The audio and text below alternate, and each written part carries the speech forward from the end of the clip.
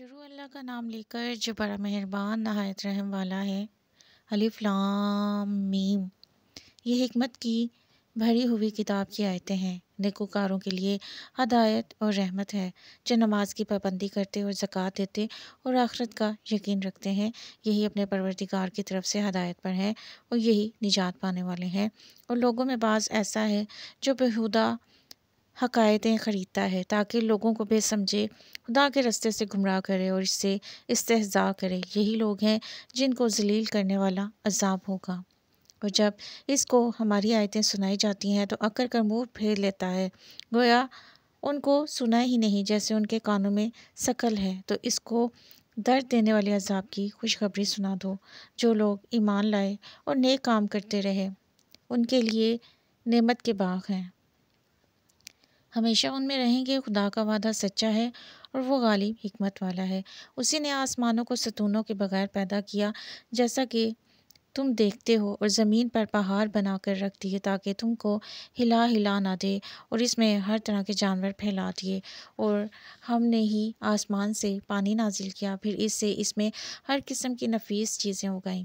یہ تو خدا کی پیدائش ہے، تو مجھے دکھاؤ کہ خدا کے سوا جو لوگ ہیں انہوں نے کیا پیدا کیا ہے۔ حقیقت یہ ہے کہ یہ ظالم سری گمراہی میں ہے۔ اور ہم نے لقمان کو دانائی بخشی کہ خدا کا شکر کرو، اور جو شخص شکر کرتا ہے تو اپنے ہی فائدے کے لیے شکر کرتا ہے، اور جو ناشکری کرتا ہے تو خدا بھی بے پرواہ اور سزاوار حمد و ثنا ہے۔ اور اس وقت کو یاد کرو جب لقمان نے اپنے بیٹے کو نصیحت کرتے ہوئے کہا کہ بیٹا، خدا کے ساتھ شرک نہ کرنا، شرک تو بڑا بھاری ظلم ہے۔ اور ہم نے انسان کو جسے اس کی ماں تکلیف پر تکلیف سہ کر پیٹ میں اٹھائے رکھتی ہے، پھر اس کو دودھ پلاتی ہے اور آخرکار 2 برس میں اس کا دودھ چرانا ہوتا ہے، اپنے نیز اس کے ماں باپ کے بارے میں تاکید کی ہے کہ میرا بھی شکر کرتا رہے، اور اپنے ماں باپ کا بھی، کہ تم کو میری ہی طرف لوٹ کر آنا ہے۔ اور اگر وہ تیرے در پہ ہوں کہ تو میرے ساتھ کسی ایسی چیز کو شریک کرے جس کا تجھے کچھ بھی علم نہیں، تو ان کا کہا نہ ماننا، ہاں دنیا کے کاموں میں ان کا اچھی طرح ساتھ دینا، اور جو شخص میری طرف رجوع لائے اس کے رستے پر چلنا، پھر تم کو میری طرف لوٹ کر آنا ہے۔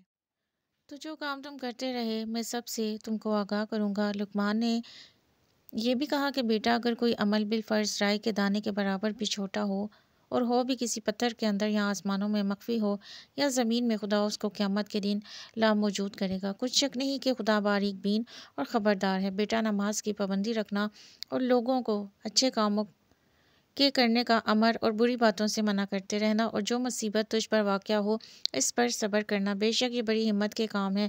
اور عذرائے غرور لوگوں سے گال نہ پھلانا، اور زمین میں اکڑ کر نہ چلنا، کہ خدا کسی اترانے والے کو خود پسند کو پسند نہیں کرتا۔ اور اپنی چال میں اعتدال کیے رہنا، اور بولتے وقت آواز نیچی رکھنا، کیونکہ اونچی آواز گدھوں کی سی ہے، اور کچھ شک نہیں کہ سب سے بری آواز گدھوں کی ہے۔ کیا تم نے نہیں دیکھا کہ جو کچھ آسمانوں اور جو کچھ زمین میں ہے سب کو خدا نے تمہارے قابو میں کر دیا ہے، اور تم پر اپنی ظاہری اور باطنی نعمتیں پوری کرتی ہیں۔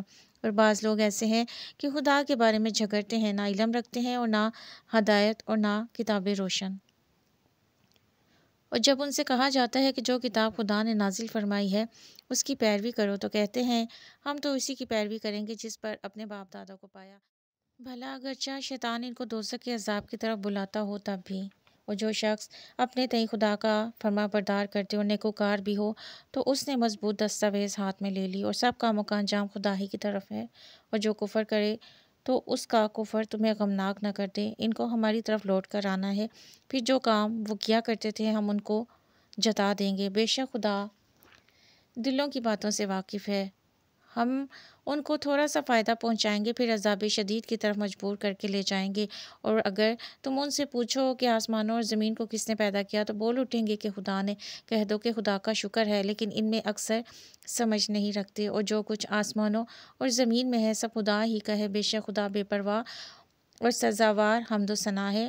اور اگر یوں ہو کہ زمین میں جتنے درخت ہیں سب کے سب قلم ہو، اور سمندر کا تمام پانی سیاہی ہو، اور اس کے بعد 7 سمندر اور سیاہی ہو جائیں، تو خدا کی باتیں یعنی اس کی صفتیں ختم نہ ہو۔ بے شک خدا غالب حکمت والا ہے۔ خدا کو تمہارا پیدا کرنا اور جلا اٹھنا، ایک شخص کے پیدا کرنے اور جلا اٹھانے کی طرح ہے۔ بے شک خدا سننے والا اور دیکھنے والا ہے۔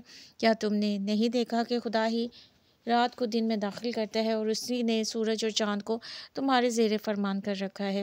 ہر ایک ایک وقت مقرر تک چل رہا ہے، اور یہ کہ خدا تمہارے سب اعمال سے خبردار ہے۔ یہ اس لیے کہ خدا کی ذات برحق ہے، اور جن کو یہ لوگ خدا کے سوا پکارتے ہیں وہ لغو ہیں، اور یہ کہ خدا ہی عالی رتبہ اور گرامی قدر ہے۔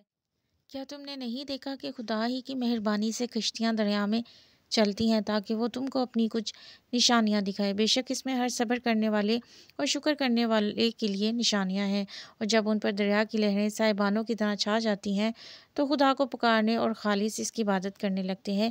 پھر جب وہ ان کو نجات دے کر خشکی پر پہنچا دیتا ہے تو بعض ہی انصاف پر قائم رہتے ہیں اور ہماری نشانیوں سے وہی انکار کرتے ہیں جو عہد شکن اور ناشکرے ہیں۔